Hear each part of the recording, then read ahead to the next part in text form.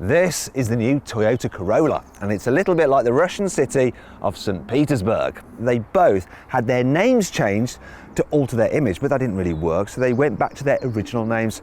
St. Petersburg was called Leningrad for a while. The Toyota Corolla was called the Auris for a while. You know, this is Toyota's answer to the Ford Focus and the Volkswagen Golf, but the starting price is just a little bit more than those cars. Now, the Auris and the old Toyota Corolla before it had a reputation for being worthy but dull cars. But look at this one, it's not, it's exciting. I mean, this is the range-topping version, so you have stuff like bigger wheels and some shinier bits of trim. The lesser models aren't quite so swanky, but they are still pretty cool looking. And the grille, it stands out. You've got these sleek headlamps. Oh my gosh, a Toyota hatchback that is interesting to look at. Please, please, please continue on the inside. Will it? Oh yes, they have.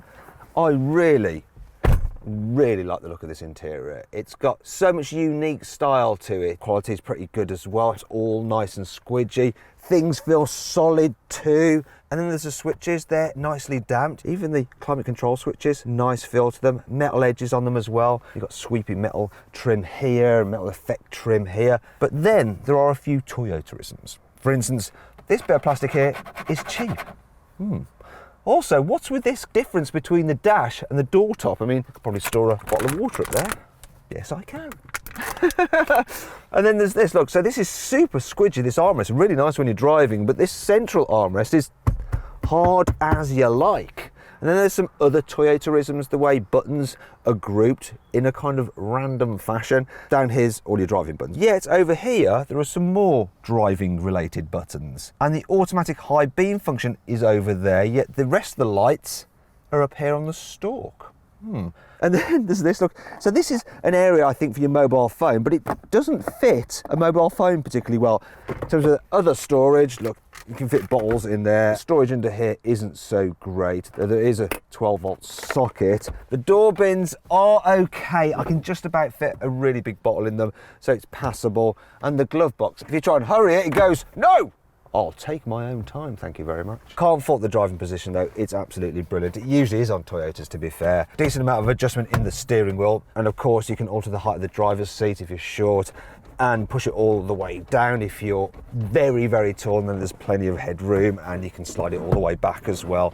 So it's not a problem to get comfortable. And my favourite thing about these seats, classic Toyota again, is this, the release mechanism for the backrest, so you can just go straight down and back up without having to do it on a ratchet like you have to on most European cars. Another thing I love is the steering wheel itself. It feels quite expensive and it's leather coated regardless of which model you go for. And that brings me on to the car's equipment list. The Corolla range kicks off with the Icon, and it gets an 8-inch touchscreen, heated seats with adjustable lumbar support for the driver, and dual zone climate control. There's also semi-autonomous driving tech, so it's a cruise control system which will use radar technology to keep you a safe distance from the car in front, and it'll even steer to keep you safely in lane. And it's amazing that you get that right across the range. The next level up is Icon tech, and that adds some extra gadgets such as parking sensors, a reversing camera, and auto park, so it'll do the steering for you to get you into space. It also adds inbuilt satellite navigation for the infotainment system and a larger digital screen for the driver, which shows more information than the standard smaller screen. To all that, the design adds some styling upgrades such as rear privacy glass. Excuse me. You also get some side skirts to make it look more sporty. It also adds LED fog lights. At the top of the range is the XL, which is what this car is, and it has 18-inch alloy wheels, bi-LED headlights, and a snazzy satin surround for the grille. There's comfy, body-hugging sport seats too, and red stitching on the dash. And keyless entry. However, all these extras are a little bit superfluous. Really, the sweet spot in the range is the Icon tech, as it has all the kit you really need. The last thing to talk about here in the front is the tech itself. So the infotainment system isn't very high resolution, but at least it's colourful. The menus are laid out clearly and you get plenty of physical shortcut buttons, which is handy. Also, it's pretty logical, but the screen isn't very responsive to your touch. It can be a bit slow. You can control certain things with voice commands, but it's very limited what you can actually do with it. It is easy to input a destination into the sat-nav, but it takes a while for the system to calculate a route and to add a waypoint. Now for me, the biggest problem with this infotainment system is the fact that it doesn't come with Apple CarPlay nor Android Auto. However, it will be added in future, and if you buy a car now, you'll be able to have it retrofitted. Moving on to the digital driver's display, you can look through different menus and go through different functions. However, the information you can see on there isn't quite as extensive as you can get with VW's digital driver's display on the Golf, though you do have to pay extra for that. Now let's move on to the Auris's back seats. And the first thing to note is that the rear doors don't open all that wide. Another thing is that, well, it's just a little bit more cramped in the back in terms of knee room than its key competitors. Headroom, that's all right-ish. The main problem is this, the sloping roofline. So when you look to the right, you're just staring at that, and the window seems quite low down, so that all makes it feel a bit dark and dingy in here, especially with this black interior trim. One saving grace is that the rear windows do go all the way down.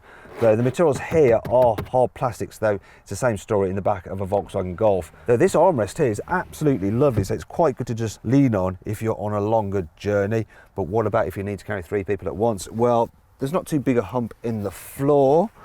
The middle seat, when just sat here on your own, is just about all right. However, with 2 people either side of you, the narrow body means that it feels really cramped for shoulder space. Also, the people on the outer seats will have a bigger problem with that sloping roofline because their heads will be rubbing up against it. And if they've got long legs, they'll really notice that limited rear knee room as well. Also want to point out this, yes, you do have an armrest, a couple of cup holders, which is quite handy. What is missing from here though is any kind of like charging ports in the rear. It's like kids are going to be back here and they're going to want to charge their mobile devices. You do have some backseat pockets which are a bit flimsy, but will hold an iPad. In terms of fitting a child seat though, well, yeah, the Isofix covers, they're quite easy to remove. Fitting the child seat itself is okay, but it's hard to maneuver it into the back seats. Once again, because those rear doors are quite small and because of the limited space back here. And if you have 2 child seats in the back, there's no way you can fit someone in between them.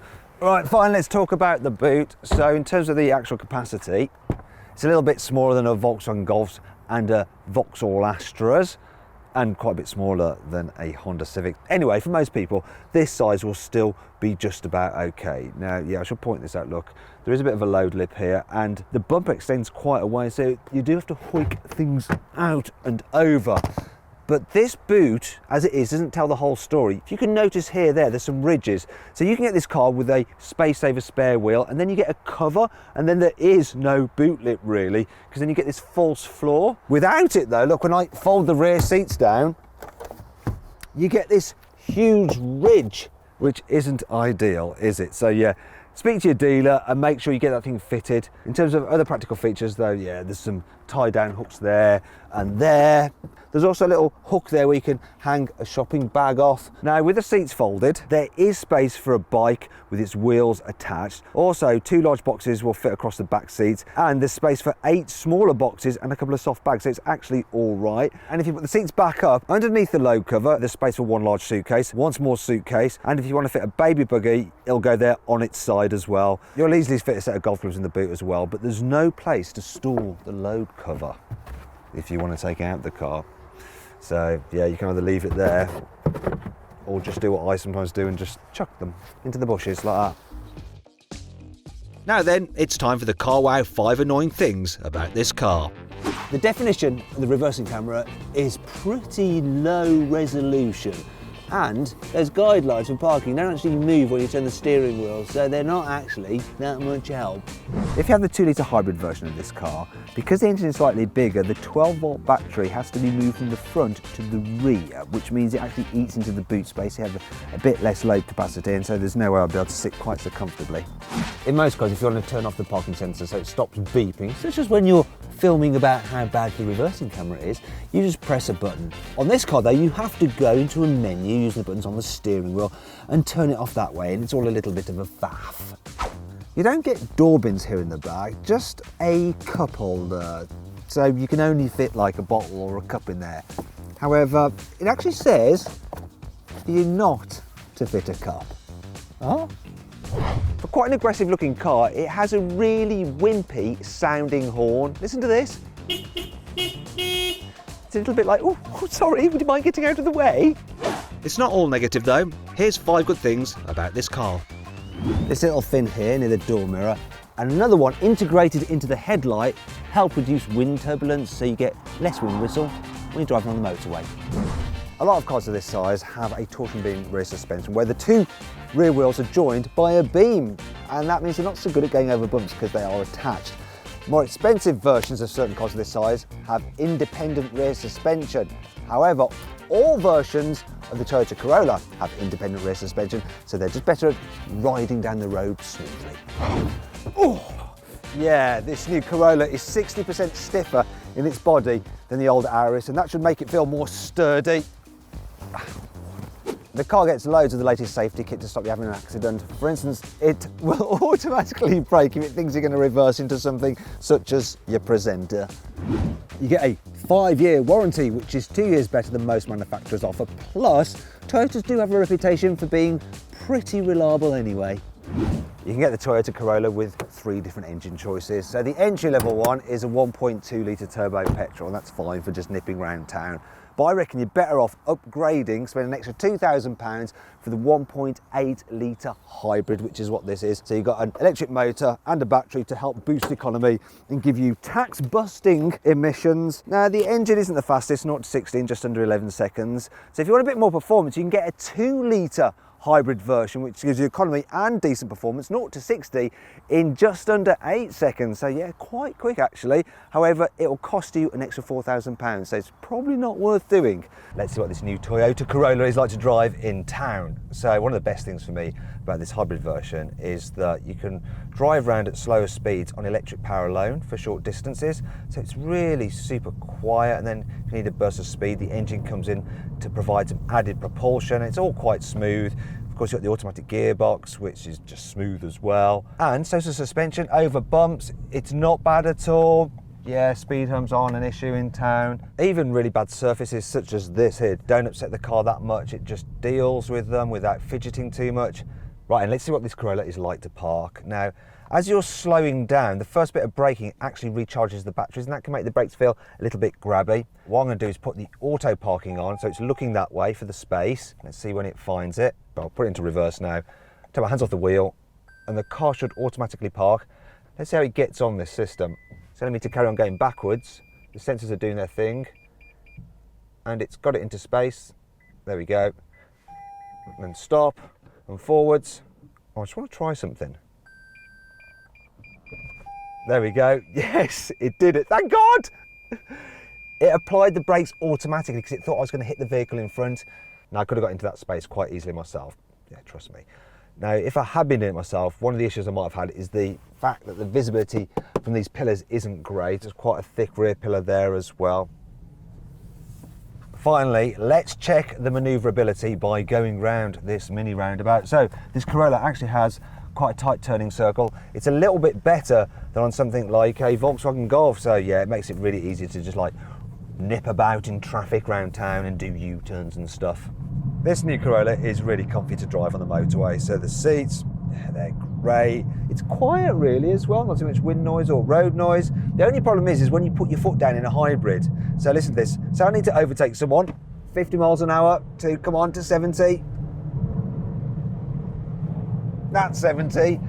Now, it wasn't the fastest, but it wasn't the slowest either, but that noise you get from the automatic gearbox of the hybrid, it does just kind of drone on a little bit. Still, what I can't fault is the economy. So I've done quite a few miles in this car, mixture of town and motorway driving, and I've averaged 58 miles per gallon. So yeah, you do not need a diesel. That is impressive. For me, the biggest surprise about this Toyota Corolla is what happens when you get out on a twisty road, because it's actually really good. So it steers sharply, it stays flat, it grips well in the corners. It's not quite a sporty feeling as a Ford Focus, but this is a car that people who enjoy driving will enjoy driving. What's my final verdict on the Corolla? Should you avoid it? Should you consider it? Should you shortlist it? Or should you just go right ahead and buy it? Well, it's not completely perfect, but it's still a really, really good car. And if you're looking for a great value hybrid hatchback, yeah, you should just go right ahead and buy it.